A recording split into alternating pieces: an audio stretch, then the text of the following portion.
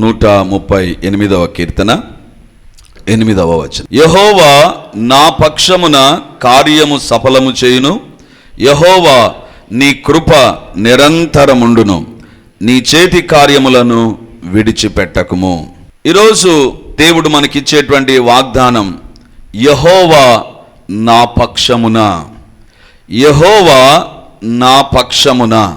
దేవుని బిడ్డలారా, దేవుడు ఒక వ్యక్తి పక్షాన ఉంటే ఎలాంటి కార్యాలు జరుగుతాయో అవన్నీ దేవుడు మన కొరకు, మన కుటుంబాల కొరకు, మన పరిచర్య కొరకు జరిగించాలని భావిస్తున్నాడు. నా పక్షమున మనుషులు కాదు, నా పక్షాన దైవ సేవకులు కాదు, నా పక్షాన దేవదూతలు కూడా కాదు, యెహోవా నా పక్షమున. దేవుడు నా పక్షమున తన యొక్క కార్యాలు జరిగించాలని ఆశపడుతున్నాడు. దేవుని బిడ్డలారా, కీర్తనల గ్రంథాన్ని మనము ఒక పాటల పుస్తకంగా కంటే వాక్యముగానే మనం ఎక్కువగా దానికి విలువనిస్తూ ఉంటాం. వాస్తవానికి మీరు ఈ యొక్క కీర్తనల గ్రంథాన్ని మీరు గమనిస్తే ఇందులో స్తుతులు ఉంటాయి, ప్రార్థన ఉంటుంది, ప్రవచనాలు ఉంటాయి, and it is a combination. అందుకే ఈ యొక్క కీర్తనల గ్రంథాన్ని ఏమంటారంటే మినీ బైబిల్ అంటారు. అంటే బైబిల్కు సంబంధించిన అన్ని విషయాలు అక్కడక్కడ ఆయా సందర్భాల్లో ఖచ్చితంగా మనకు కనబడేవిగా మనం చూడగలం. దేవుని బిడ్డలారా, మన బైబిల్లో అయితే 150 అధ్యాయాలే ఉన్నాయి. 150 అధ్యాయాలు, 150 చాప్టర్స్ ఆర్ దేర్. కానీ గ్రీక్ ట్రాన్స్లేషన్లో, that we call it as Septuagint, అందులో 151వ కీర్తన కూడా ఉంటుంది. 151వ కీర్తన. ఆ కీర్తన దావీదు గొల్యాతును చంపినప్పుడు రాసిన కీర్తనగా ఆ కీర్తన అక్కడ ఉంచారు. కానీ ఎందుకో తర్జుమా సమయంలో అందరూ దాని విషయంలో ఏకాభిప్రాయానికి రాక దాన్ని మెయిన్ ట్రాన్స్లేషన్లోంచి తీసేశారు. కానీ ఓల్డ్ సెప్ట్యూజియంట్లో మనం గమనిస్తే we come across 151 psalm is also there. 151వ కీర్తన కూడా మనం గమనిస్తాం. So there are so many facts about the book of Psalms. ఈ యొక్క కీర్తనల గ్రంథం గురించి అనేకమైనటువంటి వైవిధ్యకరమైన విషయాలు మనం చూస్తాం. అన్నిటికంటే చిన్న అధ్యాయం, అన్నిటికంటే పెద్ద అధ్యాయం, ఇలా వివిధ రకాలైనటువంటి ప్రత్యేకతలు ఈ కీర్తనల గ్రంథంలో మనం గమనిస్తాం. చాలామంది ఈ కీర్తనలను కీర్తనల గ్రంథం అన్నారు, సంకీర్తనలు అంటారు, లేదా కీర్తనలు అని పిలుస్తూ అధ్యాయము వచనము అని ఆ రకంగా మాట్లాడుతూ ఉంటారు. ఏది ఏమైనా అది బైబిల్లో వచ్చింది కాబట్టి we can call it as a book. అది ఒక గ్రంథంగానే మనం భావించవచ్చు. దేవుని బిడ్డలారా, ఇక్కడ దేవుని యొక్క వాక్యంలో వ్రాయబడింది కదా, యెహోవా నా పక్షమున ఉంటాడు, యెహోవా నా పక్షమున ఉంటాడు. మీరు వాస్తవానికి గమనిస్తే మీకు జ్ఞాపకం అనేటువంటిది ఉంటే, మీరు నిజంగా వాగ్దానాలను బట్టి ప్రార్థన చేసేటువంటి వారైతే ఇలాంటి వాగ్దానమే మనకు ఒకప్పుడు వచ్చింది. 2025లో దేవుడు మనకిచ్చిన వాగ్దానం, దినవృత్తాంతములు 2వ గ్రంథం 15వ అధ్యాయం 7వ వచనం, మీరు బలహీనులు కాక ధైర్యం వహించుడి, మీ కార్యము సఫలమగును, మీ కార్యము సఫలమగును. దేవుని బిడ్డలారా, నాకు అనిపించింది 25లో ఇచ్చేవు ప్రభా, మళ్ళీ 26లో కూడానా? 26లో కూడా సేమ్ అదే కదా, యెహోవా కార్యము సఫలము చేయును అని 2025లో ఉంటే 26లో మార్చి నెలలో దేవుడు మరొకసారి అదే రకమైనటువంటి వాగ్దానం ఇస్తూ ఉంటున్నాడు. అదే రకమైన వాగ్దానం. ఎందుకు ఆ వాగ్దానం అంటే, ఒకవేళ 2025 సంవత్సరపు వాగ్దానము ఇక ఆ సంవత్సరానికే అని దాన్ని ప్రక్కన పెట్టేసామేమో. దేవుని బిడ్డలారా, ఎప్పటికీ వాగ్దానాన్ని అలా చూడకూడదు. దేవుని వాక్యము నిరంతరము నిలుచును అని బైబిల్లో వ్రాయబడింది. అంటే it is not restricted to 1 area or 1 month or 1 day to a 1 person or to 1 generation. ఒక తరానికి, ఒక ప్రాంతానికి, ఒక స్థలానికి, ఒక కాలానికి పరిమితమైనటువంటి వాక్యము కాదు. దేవుని వాక్యం ఎల్లప్పుడూ ఉండేటువంటి వాక్యము. కాబట్టి ఒకవేళ 2025 సంవత్సరంలో దేవుడు ఇచ్చాడు కదా, అయిపోయింది కదా అని క్యాలెండర్ మారినట్టుగా మీరు కూడా వాగ్దానాల్లో మీ మైండ్లోంచి తీసేయద్దు. We must claim that promise. అక్కడ బైబిల్లో చూస్తే బలహీనులు కాక ధైర్యం వహించుడి, కార్యం చేయడానికి బలం లేదు, కార్యం చేయడానికి ధైర్యం లేదు, ధైర్యం వహించుడి, మీ కార్యము సఫలమగును. రెండవదిగా ఎందుకు తిరిగి అలాంటి వాగ్దానమే ఇచ్చాడంటే, దేవుని వాగ్దానము ఎప్పటికీ ఒక యాంగిల్లో చూస్తే ఒక రకంగా పనిచేస్తుంది. It is having a multi dimensional approach. వివిధ కోణాల్లో వివిధ రకాలుగా కనబడేటువంటిది దేవుని యొక్క వాక్యం. మరి ఈ యొక్క నెల నుంచి దేవుడు ఈ వాగ్దానాన్ని కూడా మనకు దయచేయాలని కోరుతున్నాడు. ఏంటిది ఆ వాగ్దానం? యెహోవా నా పక్షమున కార్యము సఫలము చేయును. యెహోవా నా పక్షమున కార్యము సఫలము చేయును. నాకు అనిపించింది, దేవుడు ఎందుకు మన పక్షాన ఉండాలి? దేవుడు ఎందుకు అలాంటి తలంపు కలిగి ఉన్నాడు? అలాంటి ఆలోచన దేవునికి ఎందుకు వచ్చింది? దేవుని బిడ్డలారా, దేవుడు ఒక మాట మాట్లాడాడు అంటే there is going to be some basic reason for that. దానికి ఏదో ప్రాథమికమైనటువంటి కారణం ఒకటి ఖచ్చితంగా ఉంటుందండి, ఖచ్చితంగా ఉంటుంది.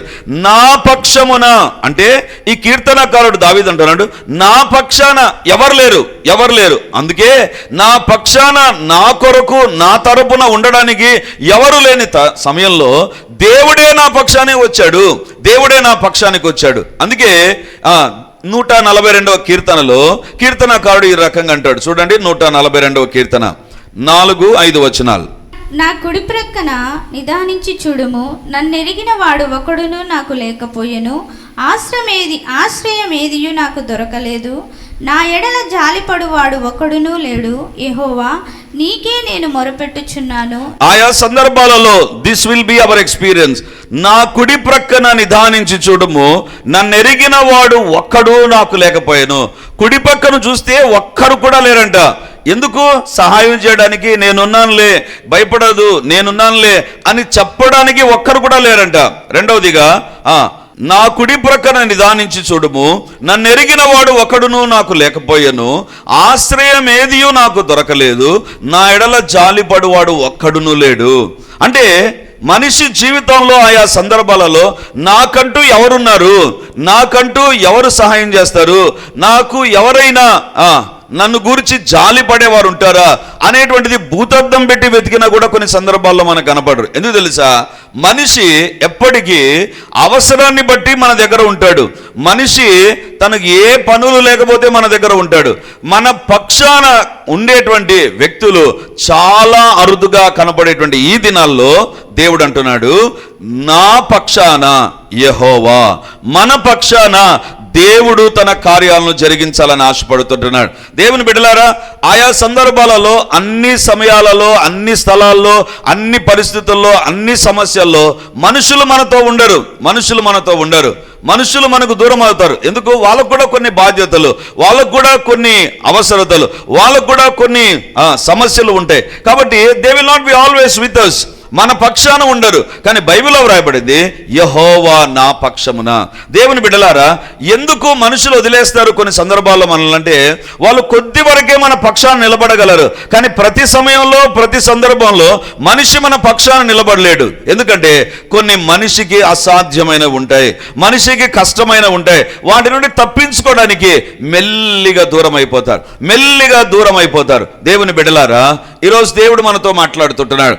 మా నాన్న చనిపోయిన తర్వాత, అంటే మా నాన్న చనిపోలేదు, అప్పటికి కోమాలో ఉన్నారు. నేను మా నాన్న రేణిగుంట స్టేషన్లోకి వచ్చిన తర్వాత అప్పుడు నిద్ర నుంచి లేవలేదు. అప్పటికే నాన్న కోమాలోకి వెళ్ళిపోయారు. సో ఆ వార్త నాకు తెలిసింది. తర్వాత నేను రేణిగుంటకు వెళ్ళాను. డాక్టర్స్ అన్నారు, వెరీ వర్స్ట్ కండిషన్కి వెళ్ళిపోయారండి, వెరీ బ్యాడ్ కండిషన్ ఇది, ఇట్ ఈస్ ఇర్రివోకబుల్ సిచ్యువేషన్. అసలు అది ఏమాత్రము తిరిగి మార్పు చెందుతాడు అనేటువంటిది కాదు. కాబట్టి better to take to your place.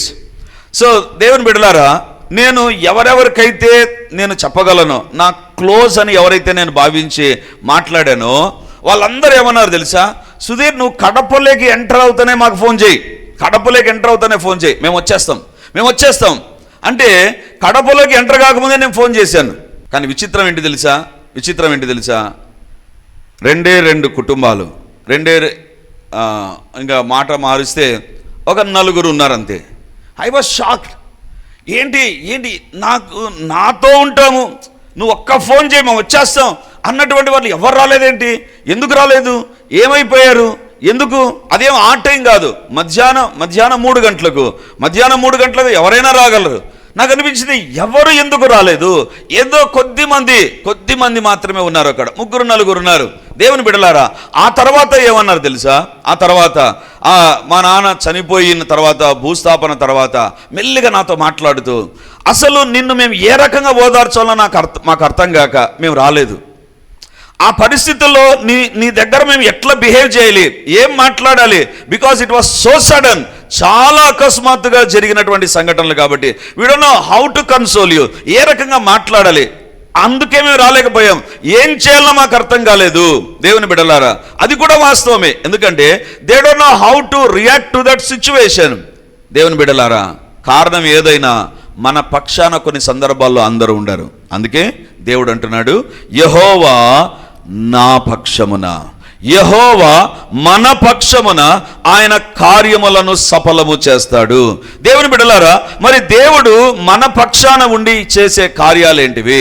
బైబిల్లో గమనిస్తే హెబ్రీయులకు రాసిన పత్రిక 7వ అధ్యాయం 25వ వచనం, ఈయన తన ద్వారా దేవుని యొద్దకు వచ్చు వారి పక్షమున విజ్ఞాపనము చేయుటకు నిరంతరము జీవించుచున్నాడు గనుక వారిని సంపూర్ణముగా రక్షించుటకు శక్తిమంతుడై ఉన్నాడు. దేవుడు ఎందుకు మన పక్షాన నిలబడతాడు, ఎందుకు మన పక్షాన ఉండాలని ఆశపడుతున్నాడంటే మొట్టమొదటి కారణం దేవుని యొక్క వాక్యంలో వ్రాయబడింది, దేవుడు మన పక్షాన ఉండి సంపూర్ణముగా రక్షించుటకు శక్తిమంతుడంట. సంపూర్ణముగా నిన్ను నన్ను రక్షించడానికి శక్తిమంతుడై ఉన్నాడు. నీ పక్షాన నా పక్షాన దేవుడు ఎందుకు నిలబడతాడంటే, ఒక పెద్ద సమస్యను మనం ఎదుర్కొంటాం. This is a general and this is always be with everybody. ప్రతి ఒక్కరితో అందరికీ అన్ని సమయాల్లో ఉండేటువంటిది ఏంటి తెలుసా? పాపం. ఈ పాపము నుంచి మనల్ని విడిపించడానికి మన పక్షమున ఎవరు ఉండరు? ఎందుకు తెలుసా? ప్రతి ఒక్కరిలో పాపం ఉంది, ప్రతి ఒక్కరూ పాపానికి బందీలైపోయినటువంటి వారే. కాబట్టి పాపము నుంచి విడిపించడానికి, పాపము నుంచి సంపూర్ణముగా రక్షించడానికి ఎవరికి శక్తి లేదు, ఎవరికి శక్తి లేదు. నేను పాపంలో ఉన్నాను, నన్ను పాపంలోని విడిపించడానికి మీరు రండి అంటే ఎవరు కూడా రారు. నాకు 10 రూపాయలు ఇవ్వండి అంటే ఇస్తారు, లేకపోతే ఈ అవసరత ఉంది అంటే ఎవరొకరు రెస్పాండ్ అవుతారు. కానీ పాపము నుంచి సంపూర్ణంగా రక్షించాలి అంటే మన పక్షాన ఎవరు నిలబడరు. ఎందుకు తెలుసా? That is beyond there capacity. వాళ్ళ శక్తికి మించింది అది. ఎందుకు శక్తికి మించిందంటే, దేవుని బిడ్డలారా, మనిషికి ఉన్నటువంటి పెద్ద సమస్య డబ్బు కాదు, మనిషికి ఉన్నటువంటి పెద్ద సమస్య లేకపోతే నిరుద్యోగం కాదు. అందుకే ఒక ఫిలాసఫర్ ఏమన్నాడంటే, if man's problem is finances, ఒకవేళ మనిషి యొక్క సమస్య ఆర్థిక వనరులు అయితే దేవుడు ఒక ఎకనామిస్ట్ను పంపేవాడు. మనిషి యొక్క సమస్య ఒక పొలిటికల్ సిచ్యువేషన్ అయితే, రాజకీయ పరమైనది అయితే దేవుడు రాజకీయవేత్తను పంపేవాడు. మనిషికి ఉన్నటువంటి సమస్య ఇది కాదు, మనిషికి ఉన్నటువంటి సమస్య పాపముల నుంచి రక్షించడానికి మనిషి పక్షాన ఎవరు లేరు. అందుకే ఆయన తానే మన పక్షమున దేవుడు రక్షణ కార్యాలు సంపూర్తి చేయడానికి ఆయనే ఉన్నాడు. దేవుని బిడ్డలారా, పాపం ఏ రకంగా ఉంటుంది తెలుసా? పాపం మొట్టమొదటిగా ఇదేనా పాపము? It's very easy, I can handle the situation. ఈ పాపాన్ని లేదా ఈ సంబంధాన్ని లేకపోతే ఈ situation I can easily manage, no problem అనే రకంగా ఉంటుంది. కానీ పాపముకున్నటువంటి పరిస్థితి ఏంటి తెలుసా? యేసుప్రభువే చెప్తాడు. యోహాను సువార్త 8వ అధ్యాయం 34వ వచనం చూస్తే, అందుకు యేసు, పాపము చేయి ప్రతివాడును పాపమునకు దాసుడని మీతో నిశ్చయముగా చెప్పుచున్నాను. పాపము చేయి ప్రతివాడు పాపమునకు దాసుడు. పాపము చేయి ప్రతివాడు పాపమునకు దాసుడు. పాపానికి ఉండేటువంటి లక్షణం ఏం తెలుసా? మొట్టమొదటిగా ఒక అలవాటుగా సింపుల్, ఇదేనా ఇలా నోట్లో పెట్టి ఇలా బయటపడేయచ్చు, ఇంతే కదా. ఇలా నోట్లో ఇష్టమైతే తాగుతాం, లేకపోతే పడేస్తాం, లేకపోతే అక్కడికి వెళ్ళాలంటే వెళతాం, లేకుంటే లేదు. ఇది ఇవ్వాలంటే ఇస్తాం, లేకుంటే లేదు. తీసుకోవాలంటే తీసుకుంటాం, లేకుంటే లేదు అనే రకంగా పాపం కనబడుతుంది. కానీ పాపానికి ఉండేటువంటి స్వభావం ఏంటంటే, it will come so comfortable to you. చాలా సులువుగా, చాలా కష్టము లేనిదిగా పాపం కనబడుతుంది. కానీ ఆ పాపానికి ఒక్కసారి అవకాశం ఇచ్చావంటే, బైబిల్లో వ్రాయబడింది, పాపము చేయువాడు ప్రతివాడు పాపమునకు దాసుడు. ఫస్ట్ పాపము నీకు దాస్యంగా కనపడుతుంది. అరే పాపం ఏం చేస్తుంది అనే రకం కనపడుతుంది. కానీ పాపానికి అవకాశం ఇచ్చావా, ఆ పాపం చేసే పని ఏంటి తెలుసా, నిన్ను తన దాసునిగా చేసుకుంటుంది. అందుకే చూడండి, భార్య ఉన్నా పిల్లలు ఉన్నా ఎలాంటి పరిస్థితులు ఉన్నా they go and commit a sin. పాపాన్ని చేయడానికి ఎందుకు మనిషి వెళ్తాడంటే పాపము మొట్టమొదటిగా ఉన్నట్టుగా ప్రతిరోజు కనపడదు. పాపముకు నిన్ను దాసునిగా చేసుకునే లక్షణం ఉంది. ఇప్పుడు దేవుడు అంటున్నాడు, నీ పక్షాన ఈ పాపం విషయంలో ఎవరున్నారు భూలోకంలో? ఎవరు లేరు. అందుకే దేవుడు అంటున్నాడు, తానే మీ పక్షాన సంపూర్ణముగా రక్షించుటకు శక్తిమంతుడై ఉన్నాడు. హల్లెలూయా. దేవుడు నీవు ఏ పాపానికి బందీ అయిపోయినా, ఏ పాప పరిస్థితుల్లో ఉన్నా సంపూర్ణముగా రక్షించడానికి నీ పక్షాన్ని నిలబడతాడు, నీ కుటుంబ పక్షాన్ని నిలబడతాడు. ఒకవేళ నువ్వు ఈరోజు ఒక్కరే వచ్చారేమో ఈరోజు చర్చికి, మిగిలిన వాళ్ళందరూ దే ఆర్ సమ్వేర్. దేవుని అడుగుదాం, దేవా నా పక్షాన ఉండి నా కుటుంబ సభ్యులను సంపూర్ణముగా రక్షించు. అంటే పాపపు దాస్యము నుంచి సంపూర్ణముగా బయటకు తీసుకురావడానికి దేవుడు మన పక్షాన నిలబడతాడు. హల్లెలూయా. దేవుని బిడ్డలారా, అతి బలమైనటువంటిది ఏదైనా ఉందంటే పాపమే అండి. అతి బలమైనటువంటిది. అంటే కొన్ని సందర్భాల్లో ఈ పాపం ఉందా, వీరిలో ఈ పాపము చేస్తారా అనేటువంటిది మనకు తెలియదండి. కానీ వాళ్ళ లోపల అంత లోతుకు పాపం వెళ్ళిపోయి ఉంటుంది. కానీ అలాంటి వారిని కూడా సంపూర్ణంగా రక్షించడానికి దేవుడు మన పక్షాన్ని నిలబడతాడు. సో ఈ రోజు నుంచి నీవైనా ఏ పాపములో ఉన్నా, లేదా నీ కుటుంబ సభ్యులు ఏ పాపములో ఉన్నా, దేంట్లో వాళ్ళు కూరుకొని పోయినా బైబిల్లో వ్రాయబడింది, సంపూర్ణముగా రక్షించుటకు ఆయన నీ పక్షాన నిలబడతాడు. ఈ యొక్క దినము నుంచి ఈ యొక్క వాగ్దానం మన జీవితంలో, మన కుటుంబాల్లో నెరవేరునుగాక. అడిగిన ప్రతి ఒక్కరి జీవితంలో సంపూర్ణముగా దేవుడు తానే నీ పక్షాన ఉండి రక్షించునుగాక. That is number 1. నెంబర్ 2, బైబిల్లో గమనిస్తే 118వ కీర్తన 6వ వచనాన్ని మనం చదువుకుందాం. యెహోవా నా పక్షముననున్నాడు, నేను భయపడను, నరులు నాకేమి చేయగలరు. యెహోవా నా పక్షమున ఉన్నాడు, నేను భయపడను. దేవుడు నీ పక్షాన ఉంటే నిన్ను సంపూర్ణముగా రక్షించడానికి ఆయన శక్తిమంతుడు. రెండవదిగా, దేవుడు నీ పక్షాన ఉంటే దేవుడు చేసే కార్యం ఏంటి తెలుసా, నీ జీవితంలో భయం అనేటువంటిది ఉంటుందండి. భయం అనేటువంటిది బయటికి కనపడకుండా చాలా మేనేజ్ చేసుకోవడానికి ప్రయత్నం చేస్తూ ఉంటాం. కానీ సాతాను దగ్గర కత్తులు ఉండవండి, సాతాను దగ్గర ఈట బల్లెం ఉండదు, సాతాను దగ్గర ఏదో నాటు బాంబులు ఏం ఉండవండి. సాతాను దగ్గర ఉండే గొప్ప ఆయుధం ఏంటి తెలుసా, భయం. నీకు భయాన్ని పుట్టిస్తాడు. అమ్మో ఏదో ఒక భయం. ఈ దినాల్లో ఎక్కువగా మనం చూస్తున్నాం కదా, ఆయా సందర్భాల్లో సడన్గా నాకు ఇక్కడ పట్టేసింది, నాకు ఇక్కడ నొప్పి వచ్చింది, నాకు ఎందుకు ఊపిరాడడం లేదు అనేటువంటి ఒక సిచ్యువేషన్లోకి వెళ్ళిన తర్వాత డాక్టర్లు ఏమంటారో తెలుసా, దట్స్ నాట్ హార్ట్ అటాక్. అది హార్ట్ అటాక్ కాదు, దట్ ఈస్ పానిక్ అటాక్. అంటే భయం అనేటువంటి దాడి చేయడం ప్రారంభిస్తుంది. ఈ దినాల్లో ఈ ఆఫ్టర్ కరోనా పానిక్ అటాక్స్ అనేటువంటి చాలా ఎక్కువైపోయాయి. కరోనా తర్వాత ఒక వ్యక్తి శరీరంలో సడన్ గా ఊపిరాడకుండా పోతుంది, ఏదో అయిపోయినట్టుగా అనిపిస్తుంది, ఏదో భయం వచ్చేస్తుంది, ఏదో టెన్షన్ వచ్చేస్తుంది, ఏమైపోతుందో అన్నట్టుగా అనిపిస్తుంది. డాక్టర్లు దానికి పెట్టిన పేరేంటి తెలుసా, ఇట్ ఈస్ పానిక్ అటాక్. అంటే ఏదో భయం అనేటువంటిది లోపల దేని గురించి ఆలోచన చేసి సడన్ గా యూ విల్ ఫేస్ దాట్. సాతాను దగ్గర కత్తులు లేవు, కానీ సాతాను దగ్గర భయంని పుట్టించే శక్తి ఉంది. శత్రు యొక్క ఆయుధం ఏంటి తెలుసా, భయం. శత్రు దగ్గర ఉన్నటువంటి ఆ యొక్క నిన్ను ఎక్కువగా డిస్టర్బ్ చేసేది ఏంటి తెలుసా, భయం. ఏమవుతుందో, ఏం జరుగుతుందో, వీ విల్ ఫేస్ దాట్. అది మన జీవితాల్లో మన ఎదుటికి వచ్చేస్తుంది. అమ్మో ఏమైపోతుందో. దేవుని బిడ్డలారా, దానియేలు నీ జీవితంలో దేవుని నమ్మిన బిడ్డవు కదా, నువ్వు దినానికి 3 మారు నువ్వు ప్రార్థన చేస్తావు కదా, నీ జీవితంలో భయం వచ్చిందా? భయం వచ్చింది. ఎక్కడ? సింహాల గుహలో ఉన్నప్పుడు. నా ఎదుట సింహాలు ఉన్నాయి, అన్ని రెడీగా ఉన్నాయి, ఆకలితో ఉన్నాయి. దానియేలు పక్షాన గుహలో దేవుడు నిలబడి దేవుడు అతని భయం నుండి తప్పించాడు.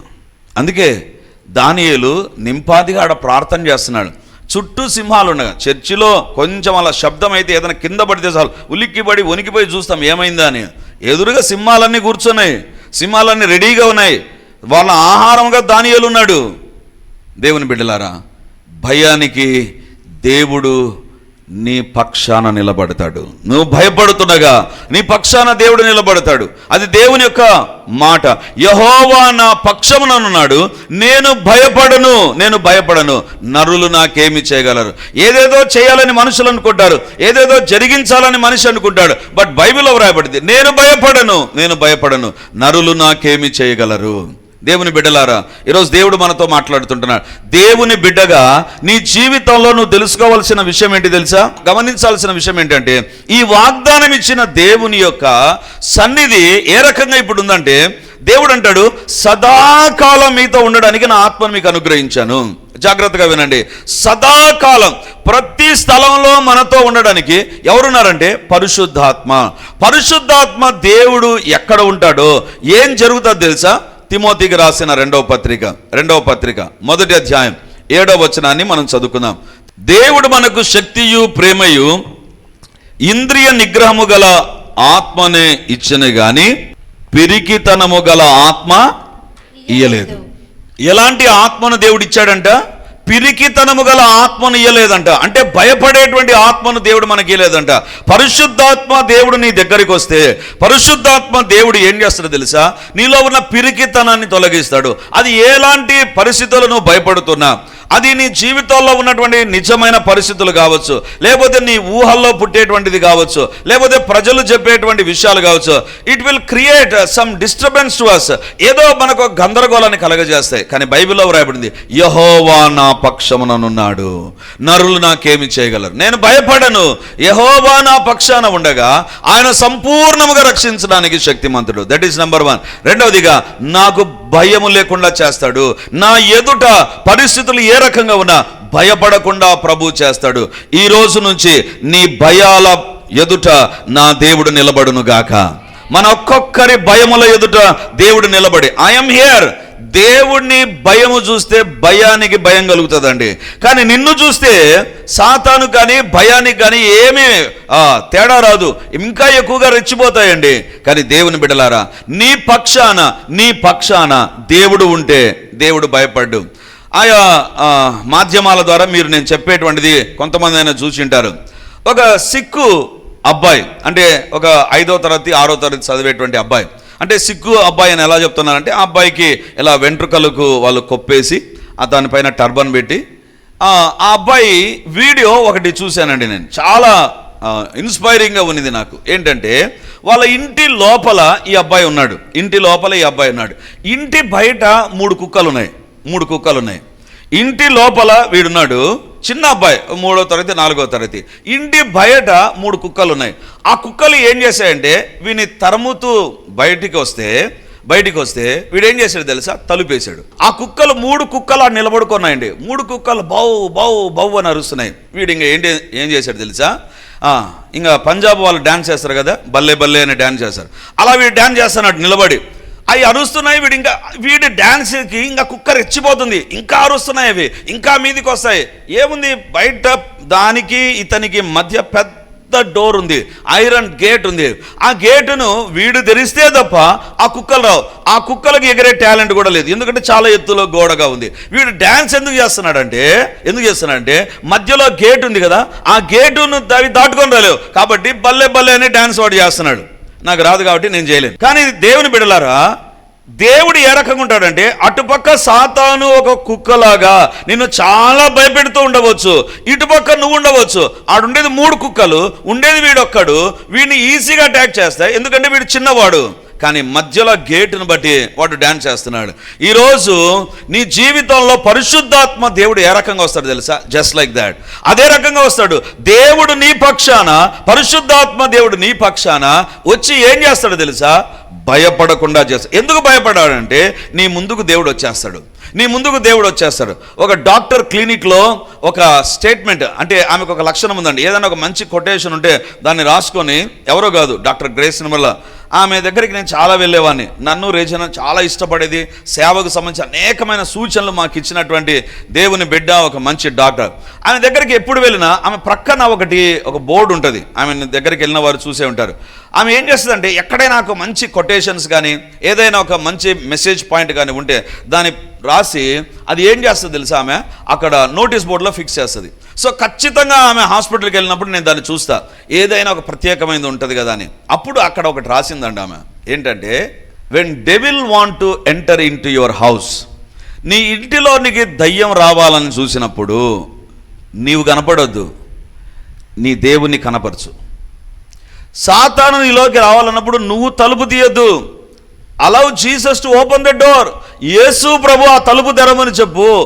ఆ దయ్యపు శక్తులు, దయ్యపు సమూహాలు నిన్ను చూసినప్పుడు విర్రవీగిపోతాయి, ఏమైనా చేయడానికి రెడీ అవుతాయి.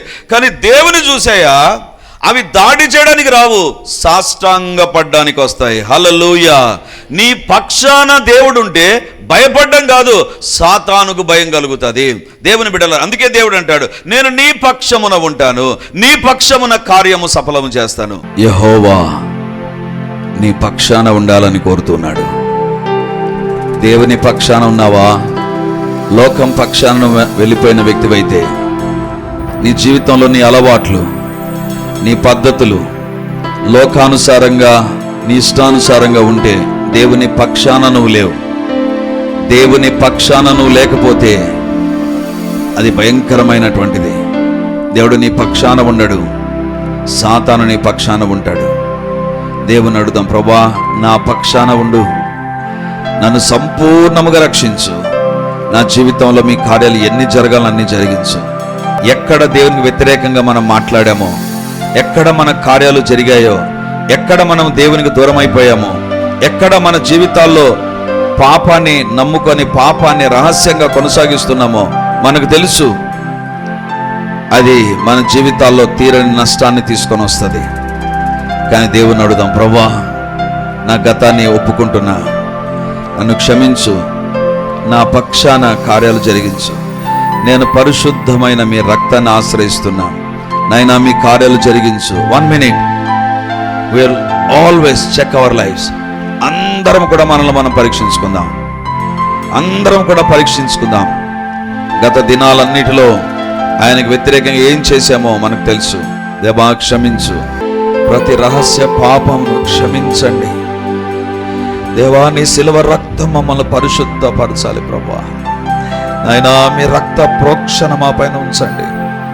నీ పక్షాన ఉండకుండా శరీర కోరికల వైపు తిరిగామేమో, పాపాన్ని ప్రేమించమేమో, ఒకవైపు దేవుని బిడ్డనని చెప్పుకుంటూ లోకాన్ని పాపాన్ని ప్రేమించి మా పక్షాన మీరు కాక దయ్యములను మాకై మేము ఆహ్వానించమేమో. ప్రభువా యేసయ్యా మీ రక్తముతో మమ్మల్ని కడగండి, మీ కార్యములను మీరు జరిగించండి. అపవాది తలంపులన్నీ యేసు నామమందు చెరగొని పోతున్నాడు. దైవిక కార్యములు జరుగునుగాక, యేసు నామమందు జరుగునుగాక. మీకే వందనాలు చెల్లిస్తూ దేవా ఈ మాట ప్రతి క్షణము మా కొరకు, మా కుటుంబ సభ్యుల కొరకు, పరిచర్య కొరకు నెరవేర్చండి. 138:8 యెహోవా మా పక్షమున కార్యము సఫలము చేయును, యెహోవా మా పక్షమున కార్యము సఫలము చేయును. ఈ మాట మీ మాట ఉండగా ఆకాశం భూమైనా గతించిపోతుంది, కానీ నీ వాక్యంలోని పొల్లైన సునైన తప్పిపోదు. కాబట్టి మీ కార్యాలు సమృద్ధిగా జరిగించి మహిమను పొందుమని నజరేయుడును సర్వోన్నతుడైన యేసయ్య నామమందు ప్రార్థించి అడిగి పొంది ఉంటున్నాము తండ్రి. ఆమేన్, ఆమేన్, ఆమేన్. వాక్యాన్ని వింటున్నటువంటి దేవుని బిడ్డలారా, ప్రార్థన టీవీలో వాక్యాన్ని వింటున్న దేవుని బిడ్డలారా, ఈ యొక్క లైవ్ కార్యక్రమాలు చూస్తున్న దేవుని బిడ్డలారా, మీకందరికీ ఒక ప్రత్యేకమైన ప్రకటన ఇప్పుడు నేను తెలియజేస్తున్నాను. ఈ ఆదివారం నుంచి ప్రతి ఆదివారం రిడీమర్లో 3 ఆరాధనలు జరుగుతాయి.